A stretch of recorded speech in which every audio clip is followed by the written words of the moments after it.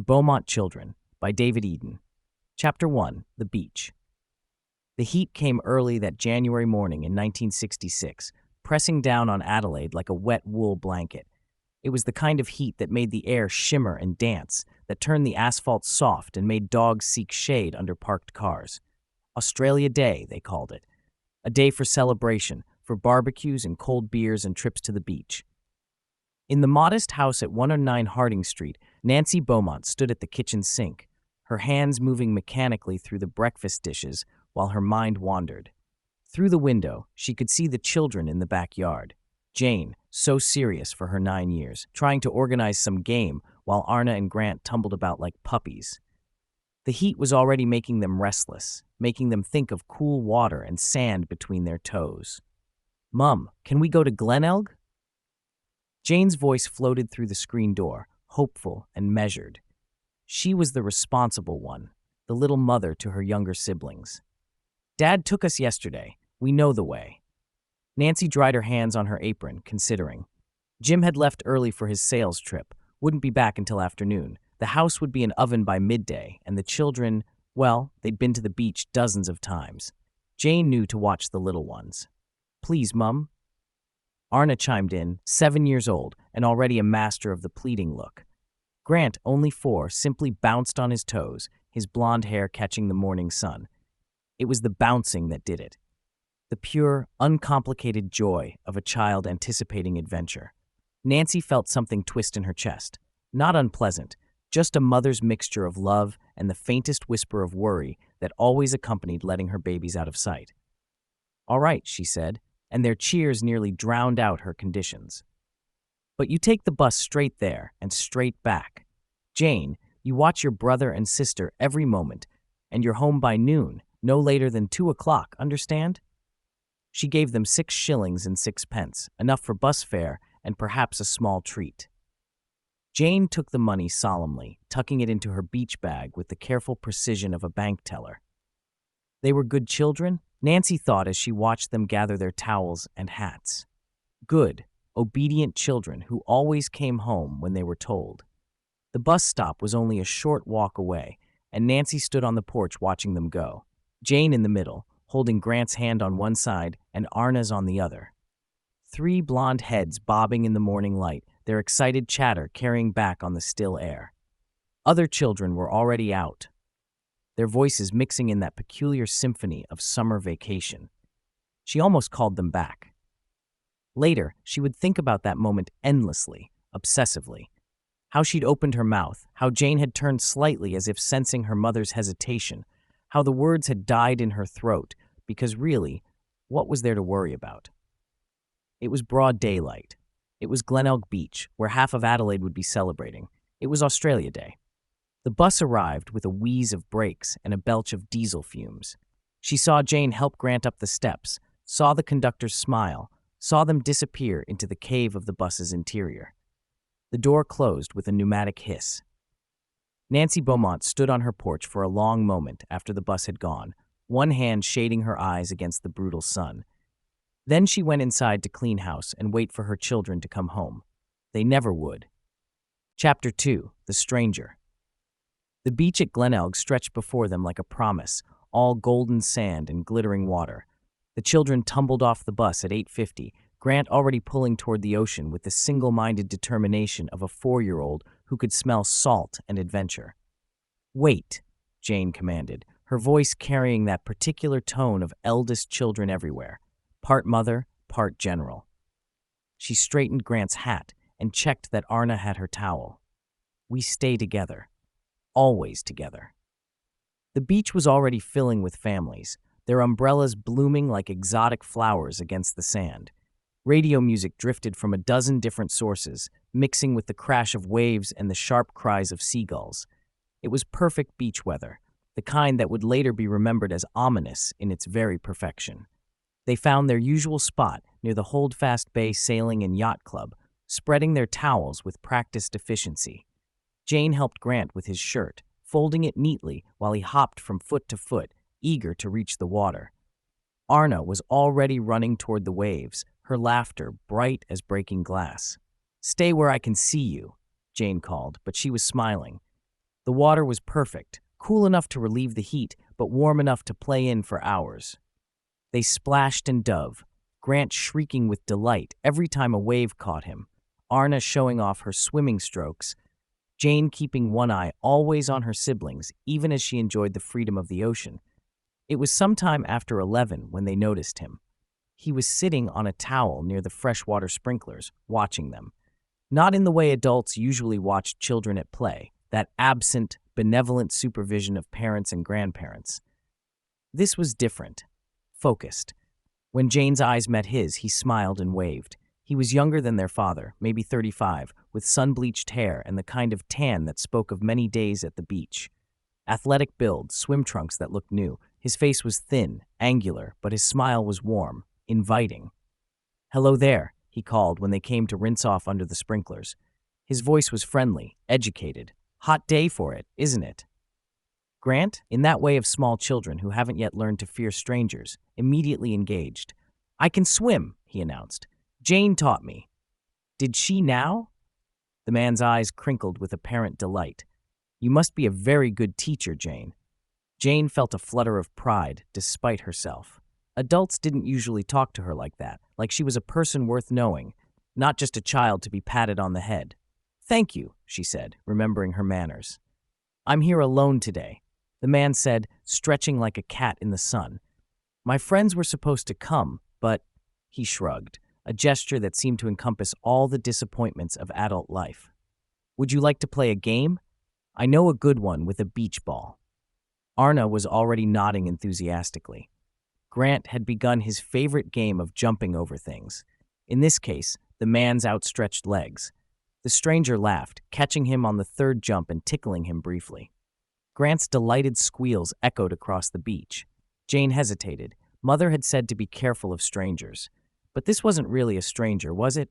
He was just a nice man at the beach, in broad daylight, with hundreds of people around, and he seemed so normal, so kind.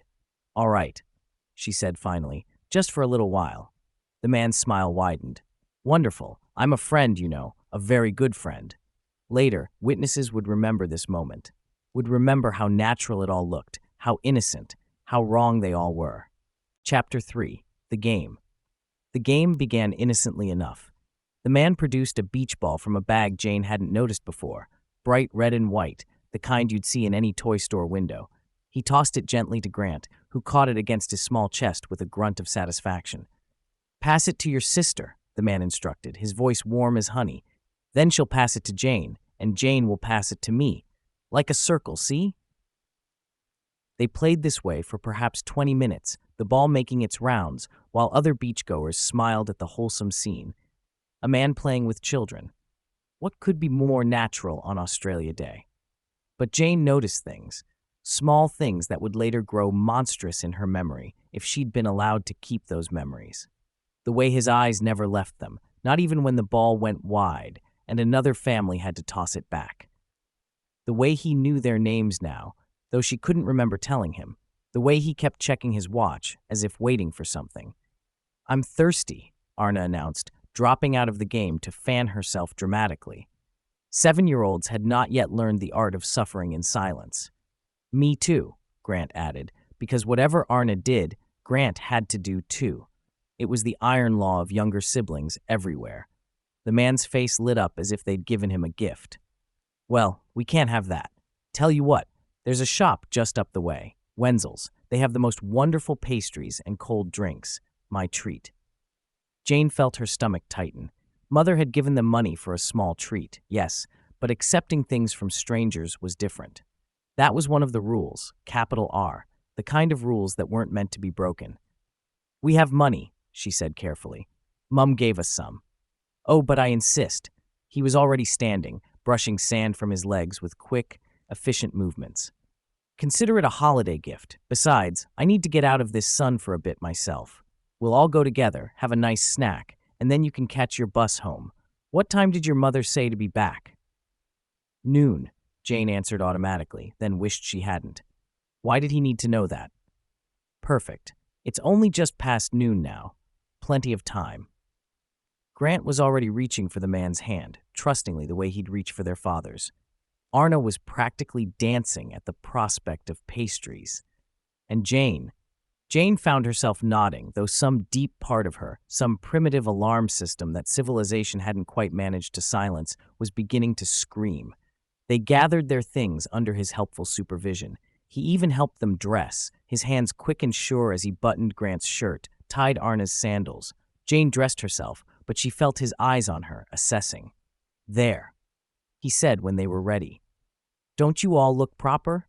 Your mother will be proud." They walked together toward the changing sheds, the children's bare feet slapping against the hot concrete.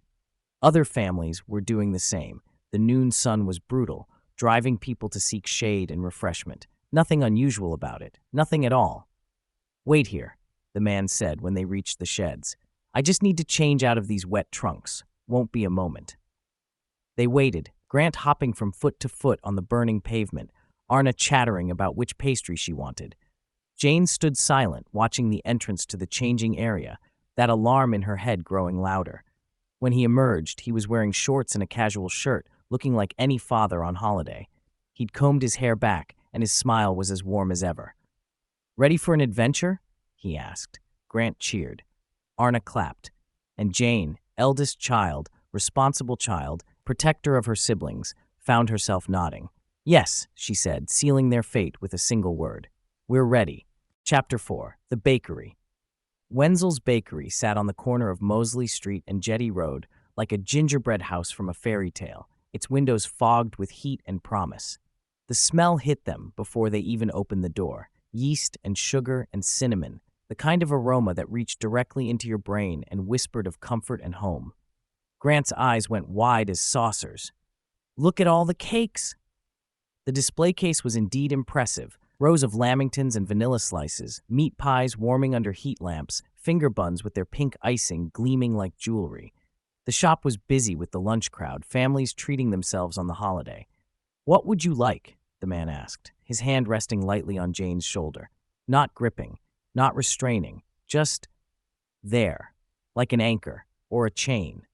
The woman behind the counter knew them, Mrs. Wenzel herself, who always gave Grant an extra smile because he reminded her of her grandson.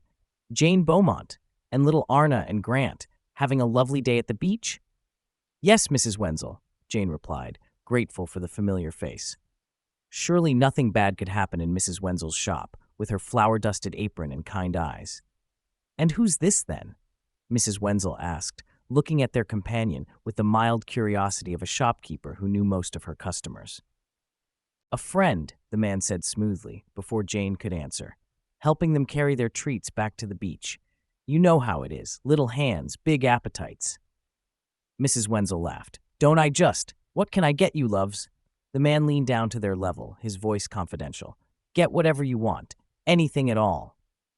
Grant immediately pointed to a meat pie, something their mother rarely let them have. Arnna wanted finger buns, not just one, but two, her eyes dancing with the thrill of excess. Jane hesitated, that strange tightness in her stomach growing stronger. "Go on," the man urged. "It's a special day." "The children usually get sweets," Mrs. Wenzel noted, her head tilted slightly. "Never seen them order a pie before." "Growing boys need protein," the man said with a laugh that didn't quite reach his eyes. "Jane, what about you? And we'll need drinks. What do you think? Enough for all of us?" Before Jane could do the arithmetic of their usual order, he was already requesting amounts that seemed vast. 5 pastries, 6 finger buns, 2 large bottles of fizzy drink. Enough for a party. Enough for a journey. He pulled out his wallet and extracted a pound note, crisp and new. Jane watched him pay, watched Mrs. Wenzel make change, watched her pack their order into white paper bags. "So much food, too much food." "Planning quite the feast," Mrs. Wenzel commented, handing over the bags. "The children have worked up an appetite," the man replied. "Haven't you?" Grant and Arnna nodded enthusiastically. Jane found herself nodding too, though she wasn't hungry at all. That tight feeling had spread from her stomach to her chest, making it hard to breathe despite the bakery's air conditioning. "Well, enjoy your picnic," Mrs. Wenzel said. "And Jane, you make sure to get these little ones home on time. Your mother will be watching the clock." "I will," Jane promised. The words felt heavy in her mouth, like stones. They left the shop, the man carrying most of the bags, whistling something tuneful. The street was busy with holiday traffic, people everywhere, safety in numbers, but somehow Jane felt more alone than she'd ever felt in her life. "Now then," the man said as they paused at the corner, "I know a perfect spot for our lunch, much better than that crowded beach, quieter, more private." "But we should go back," Jane said, finding her voice at last. "Our things are there, our towels." "We'll get them after," he assured her. "Trust me, you'll love this place. It's an adventure." Grant was already tugging forward, eager for his pie. Arnna was sneaking a finger into the icing of her bun, and Jane, keeper of her siblings, guardian of their safety, felt the last of her resistance crumble. "All right," she whispered, "but not for long." The man smiled then, really smiled, and for just a moment Jane saw something else behind his pleasant face. Something that made her think of the sharks her father had told her about, circling beneath calm waters. "Of course not," he said. "Not for long at all." Chapter 5, The Journey. They walked away from the beach, away from the crowds, away from safety. Each step took them further from the world Jane knew and deeper into a landscape that seemed familiar, yet wrong, like a photograph with the colors slightly off. "Where are we going?" Jane asked for the third time. Grant's hand was sticky in hers. He'd managed to get into the finger buns despite her protests, and Arnna was lagging, the heat and excitement beginning to wear on her. "Just up here," the man said, the same answer he'd given before. "There's a lovely park, trees for shade, much better than that blazing beach." The streets were quieter here, the holiday crowds thinning out. Houses sat behind neat fences, their windows dark despite the midday sun. A dog barked somewhere, the sound muffled and distant. Jane noticed things with the hyper-awareness of prey, how few cars passed, how the man walked slightly behind them now, herding them forward, how her legs felt heavy and strange. "I want to go back," Arnna whined, stopping suddenly. "My feet hurt." The man's face flickered with something, annoyance, anger, before smoothing back into that patient smile. "Poor thing. Here, let me carry you." Before Jane could object, he'd swept Arnna up onto his shoulders. Her sister giggled, delighted by the new vantage point, her complaints forgotten. But Jane saw how his hands gripped Arnna's ankles, saw how her sister was now effectively his hostage, though Arnna didn't know it. "See?" he said to Jane, his eyes holding hers. "I'm good with children, very good." They turned another corner, and Jane's heart sank. She had no idea where they were now. The streets all looked the same. Endless rows of houses baking in the January heat, their gardens withered despite sprinklers twirling lazy arcs of water. Even if she ran, where would she go? Grant tugged at her hand. "Jane, I need the toilet." "Soon," the man said before Jane could answer. "We're almost there." But they weren't almost anywhere, Jane realized. They were just walking, turning randomly, going deeper into a maze of suburban streets. The pound note in the bakery, the excessive food, the way he'd made sure to separate them from their belongings at the beach. It all formed a pattern her 9-year-old mind couldn't quite grasp, but her instincts understood perfectly. "It's past noon," she said desperately. "Mum said noon. We have to go back." "Plenty of time," the man replied. His voice had changed, shed some of its warmth like a snake shedding skin. "Your mother won't mind if you're a little late. Not on a holiday." But she would mind. Jane knew she would. Their mother watched clocks, counted minutes, would be standing at the window by 12:30 if they weren't home. The thought of her mother's face, first concerned, then worried, then terrified, made Jane's eyes burn with tears she refused to shed. A car passed, slow and black, its windows down. For a wild moment, Jane thought about screaming, about running to it, about throwing herself and Grant at the mercy of strangers. But Arnna was on the man's shoulders, laughing at something he'd whispered to her, and Jane couldn't leave Arnna. That was the trap. She understood with the clarity that sometimes comes too late. He'd known she wouldn't leave her siblings. Known she'd follow wherever he led as long as he had one of them. All those games at the beach, all that friendly chatter, he'd been studying them, learning their weaknesses, planning this moment. "Here we are," he said suddenly, stopping before a house that looked like all the others. Cream brick, red tile roof, a garden that had given up fighting the heat. There was a car in the driveway, that same black sedan that had passed them moments before. "But this isn't a park," Grant said, confusion clear in his voice. "No," the man agreed, setting Arnna down with exaggerated care. "It's better. It's a surprise." He was reaching for his keys, and Jane knew with absolute certainty that if they went through that door, they would never come out again. Not as the same children who'd boarded a bus that morning, eager for a day at the beach. Maybe not at all. "Run," she whispered to Grant, but her voice was too quiet, too late. The door was already opening, revealing darkness that seemed to swallow the afternoon sun. "Come on in," the man said, no longer pretending to be anything but what he was. "Don't be shy." And God help them, they went. Chapter 6. The House. The inside of the house was wrong. Jane knew it the moment they crossed the threshold, the same way she knew when milk had turned sour before tasting it. The air was too still, too cool after the blazing heat outside, and underneath the smell of floor polish and cigarettes was something else, something that made her think of the mouse they'd found behind the refrigerator last winter. "Shoes off," the man said, his voice different now that they were inside his territory. Not harsh exactly, but stripped of the beach-friendly warmth. Businesslike. "Don't want to track sand through the house." Grant obeyed immediately, struggling with his sandals. Arnna followed suit, still caught up in the adventure of visiting a stranger's house. But Jane kept hers on, a small rebellion that the man noticed with a slight smile. "Stubborn one, aren't you?" he said, "just like another little girl I knew." The living room was tidy to the point of obsession. No photographs on the mantel, no magazines on the coffee table, no evidence that anyone actually lived here. The curtains were drawn despite the brilliant day outside, leaving them in a twilight world of shadows and silence. "Sit," he commanded, gesturing to a brown couch that looked like it had never been used. "We'll have our lunch now." He disappeared into what Jane assumed was the kitchen, leaving them alone for a moment.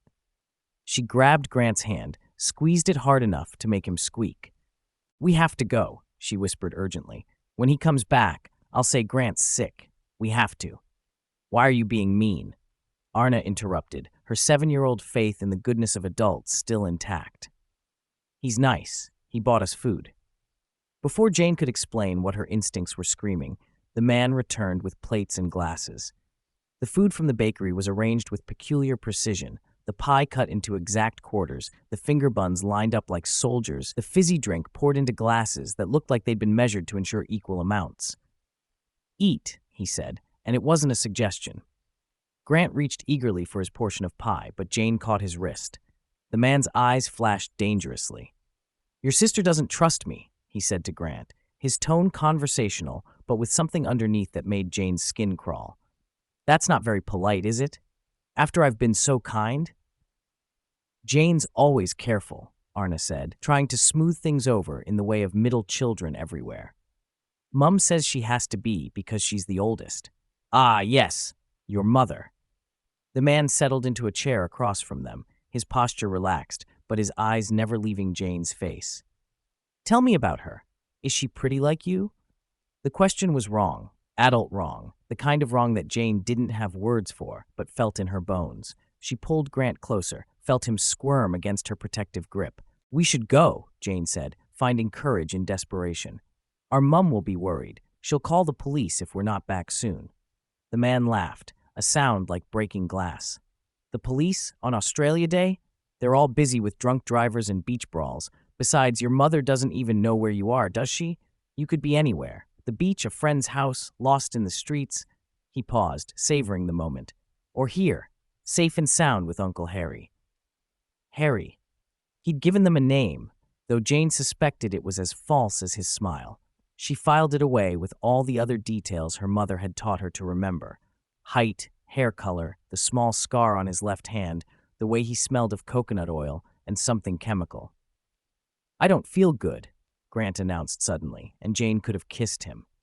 His face did look pale, though whether from fear or too much sun she couldn't tell. "Then you'd better lie down," Harry said smoothly. "There's a nice cool room just down the hall. Your sisters can help you." He stood, expecting them to follow, and Jane realized with a sick certainty that the room down the hall was where things would get worse, where whatever game he'd been playing would end and something else would begin. "No," she said, the word coming out stronger than she felt. "We're leaving. Now." Harry's mask finally slipped completely. What looked back at them wasn't human anymore, not in any way that mattered. It was appetite and rage and something else, something that had been waiting in this too-clean house for children just like them. "I don't think so," he said softly. "We're just getting started." Chapter 7. The Void. What happened next would never be part of any police report, any witness statement, any official record. It existed in a place beyond documentation, beyond evidence, beyond the neat categories that adults use to make sense of horror. Jane would remember fragments, the sound of Grant crying, Arnna's scream cut short, her own voice pleading in words that seemed to come from someone else. She would remember the smell of that back room, medicinal and wrong. She would remember fighting with every ounce of strength in her 9-year-old body, and how little it mattered. But mostly she would remember the moment when time seemed to stop, when she looked into Harry's eyes and saw nothing there. No humanity, no mercy, no recognition that they were children, someone's babies, loved and cherished and waited for. They were just things to him, objects for whatever dark purpose had brought him to that beach, to that careful stalking, to this house that felt like it had been waiting for them. The room down the hall was worse than she'd imagined. Not because of what was in it, though there were things there that didn't belong in any normal house, but because of what it meant. This wasn't spontaneous. This was planned, prepared. They weren't the first children to see this room. They wouldn't be the last. Grant had gone quiet, that terrible silence of a child who has passed through fear into something else. Arnna was whimpering, calling for their mother in a voice that broke Jane's heart. And Jane herself felt split in two. Part of her still there in that room, fighting, scheming, looking for any escape, while another part seemed to float above it all, watching with the detached horror of a nightmare. "You're special," Harry was saying, his voice coming from very far away. "So perfect. I've been watching you for weeks, at the beach. You never noticed, but I was always there." Weeks. The word echoed in Jane's mind. All those trips to Glenelg, all those carefree days in the sun, and he'd been there, watching, waiting, choosing. She thought of their mother, probably starting to worry now. Checking the clock, going to the window, telling herself they'd just lost track of time. She thought of their father, driving back from his sales trip, maybe stopping to buy them the treats he always brought home. She thought of their house on Harding Street, their bedrooms waiting with unmade beds and scattered toys, their whole lives waiting for them to come home and continue living them. "Please," she whispered, though she knew it was useless. "They're just babies. Let them go. Keep me, but let them go." Harry laughed, that broken glass sound again. Such a good big sister. "But no, you're a set, you see. A complete collection." Time did strange things in that room. Minutes felt like hours, hours like minutes. The afternoon sun still blazed outside, but inside it was always twilight, always the moment before everything changed forever. Jane held on to her siblings, felt their small bodies against hers, and tried to be the shield their mother had trusted her to be. She failed. When the real darkness came, not the darkness of the curtained room, but the darkness Harry brought with him, Jane did the only thing she could. She told Grant and Arnna to close their eyes, to think of the beach, to remember the feel of sand between their toes and sun on their faces. She painted the picture with words of their mother's smile, their father's laugh, their home waiting for them just a bus ride away. "We'll go home soon," she lied with the last of her strength. "I promise, we'll go home." But home was already becoming a memory, fading like footprints in sand as the tide comes in. The Beaumont children were disappearing, not just from Glenelg Beach or Adelaide or Australia, but from the world itself, leaving only questions and grief and a mystery that would haunt a nation. In the house that looked like all the others, in a room at the end of a hall, 3 children vanished into a void that would never give them back. And somewhere, their mother was still waiting. Chapter 8. The Waiting. Nancy Beaumont stood at the window of 109 Harding Street, watching the empty street shimmer in the heat. It was 2:47 p.m. She knew because she'd been checking the clock every few minutes since noon, each glance a small act of betrayal against the hope that time had stopped, that she'd misread, that it wasn't as late as she feared. The house felt different without them. Not just quieter, though the silence was oppressive, but fundamentally altered, as if their absence had changed the molecular structure of the walls themselves.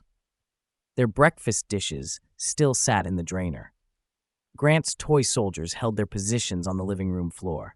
Arnna's book lay open on her bed, marking her place in a story she would never finish. At 3 p.m., Jim's car pulled into the driveway. Nancy watched him emerge, saw the moment when he registered her face at the window, saw his expression shift from tired contentment to concern. He'd stopped somewhere. She could see a bag in his hand, probably those coconut ice squares the children loved. "They're not back," she said when he came through the door. The words felt unreal, impossible. "They went to the beach this morning and they're not back." What followed was a symphony of reassurances that neither believed. They'd lost track of time. They'd met friends. The bus had been delayed. All the reasonable explanations that reasonable people cling to when the unreasonable becomes unbearable. But even as Jim spoke the words, he was reaching for his keys. "I'll drive down there," he said. "Check the beach. You stay here in case they came home." But Nancy knew, with that terrible certainty that comes to mothers in the dark hours, that no one would be coming through that door. She'd known it at 12:30 when the lunch she'd planned to make them sat unneeded. Known it at 1 when Mrs. Morrison next door mentioned she hadn't seen them on the noon bus. Known it, perhaps, from the moment she'd stood on the porch that morning, watching them disappear into the diesel-scented maw of the bus. The police station at 5:30, forms to fill out, descriptions to give. Jane, 9, responsible, blonde hair usually in pigtails. Arnna, 7, outgoing, missing a front tooth. Grant, 4, small for his age, would follow his sisters anywhere. The words reduced them to statistics, entries in a ledger of the lost. "Children wander off all the time," the sergeant said, not unkindly, "especially on holidays. They'll turn up." But they didn't turn up. Not that night, as search parties combed the beach and police knocked on doors. Not the next day, as their photographs appeared in newspapers across the country. Not the next week, month, year, decade. They simply weren't anywhere anymore, as if they'd stepped off the edge of the world. Nancy Beaumont would spend the rest of her life at that window, watching for 3 blonde heads bobbing up the street. She'd keep their rooms exactly as they'd left them, shrines to a morning that had seemed so ordinary. She'd jump every time the phone rang, race to the door at every knock, see them in every group of children, at every beach, park, shopping center. The cruelest thing wasn't that they'd vanished. It was that they'd vanished so completely, leaving nothing but questions. No bodies to bury, no answers to give closure, no final chapter to close the book. Just an eternal present tense of waiting. Jim aged 20 years in 20 months. Nancy's hair went gray before she turned 40. They stayed in the house on Harding Street, because what if the children tried to come home and they weren't there? What if Jane remembered the address but not a new one? What if? Australia would remember the Beaumont children forever, their faces on milk cartons, their names a cautionary tale, their loss a watershed moment when innocence ended. But for Jim and Nancy Beaumont, frozen at that window in January in 1966, it would always be the day their babies went to the beach. The day the waiting began, the day that never ended.